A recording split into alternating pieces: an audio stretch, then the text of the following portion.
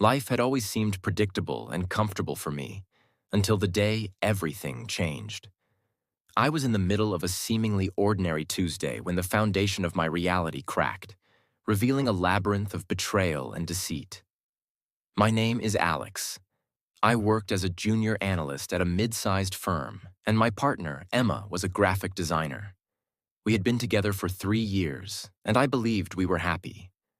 Our lives were a mix of daily routines, shared meals, and quiet evenings. Emma was often busy with work, but I chalked it up to her dedication. I had always admired her passion and creativity.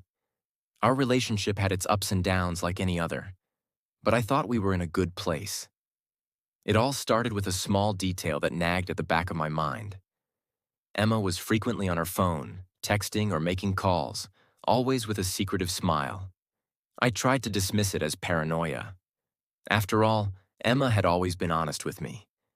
One evening, I decided to surprise her by preparing a nice dinner. I found her phone on the kitchen counter. Her texts were open, and one caught my eye. "Can't wait for tonight. I'll be there at 7. My heart raced. Emma had mentioned a work event that evening, but this text seemed too intimate for a professional setting.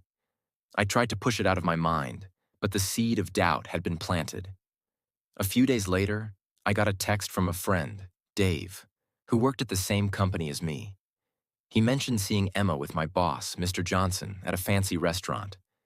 The news struck me like a bolt of lightning. Mr. Johnson was a charismatic man in his early 40s, always impeccably dressed and full of charm. He had always been polite, but never particularly close to Emma. I couldn't ignore the growing dread.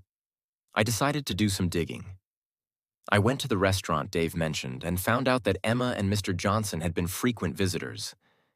The staff knew them well, often treating them like VIPs. It was clear they had a relationship beyond mere professionalism. A week later, I had a chance to confront Emma. I was a bundle of nerves, but decided to stay calm and collected. I asked her about the text and her frequent trips with Mr. Johnson. Emma's face went pale, and she tried to deny it at first. But as I pressed her, the facade crumbled. She confessed that she and Mr. Johnson had been seeing each other for the past few months. The betrayal cut deep. The person I trusted most had been deceiving me with someone I respected professionally. My initial reaction was one of shock and sadness, but as the anger set in, I knew I had to act.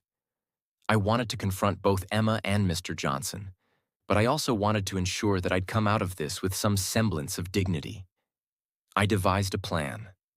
I decided to organize a small gathering at our apartment, inviting close friends and a few colleagues from work, including Mr. Johnson. I wanted to create a situation where Emma and Mr. Johnson would be forced to face the truth publicly. The day of the gathering arrived. I worked hard to make everything perfect, from the food to the decorations.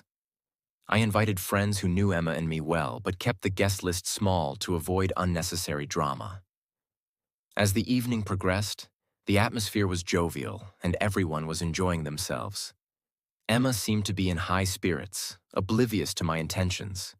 Mr. Johnson arrived fashionably late, his presence adding an air of sophistication to the event.